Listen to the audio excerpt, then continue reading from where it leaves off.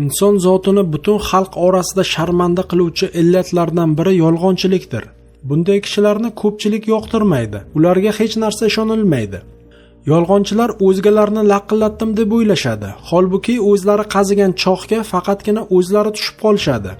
Qashqadaryo viloyati Ichki ishlar boshqarmasi matbuot xizmati taqdim etgan ma'lumotlardagi hodisalar negizida ham ana shu illat yotibdi.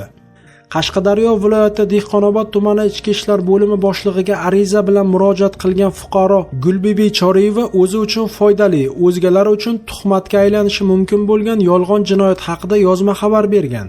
U o'zining dastlabki arizasida 2018-yil 20-yanvar kuni yashash uyining mehmonxonasida bo'lgan sandiqning ichida saqlanayotgan 20 million so'm pullari hamda bir dona tilla uzugi va bir juft sirg'asini noma'lum shaxslar o'g'irlab ketganligi, ularga nisbatan qonuniy chora ko'rishlikni so'ragan.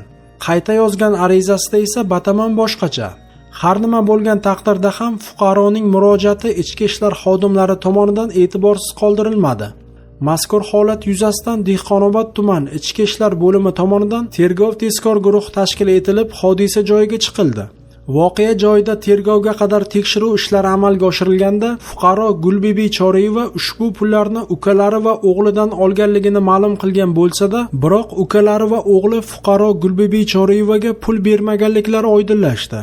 Yashash uy mehmonxonasining eshigiga osilgan qulfning buzilmaganligi va ko'rsatmalari o'z tasdig'ini topmaganligi sababli uning har bir vaji bo'yicha zudlik bilan tergovga qadar tekshiruv harakatlari olib borilganda, fuqaro Gulbibi Choriyeva shu kuni mehmonxonasidagi sandig'ining ichida bo'lgan 1,191,000 so'm pullarini qizining uyidagi un qutisining ichiga yashirib qo'yganligini tan oldi.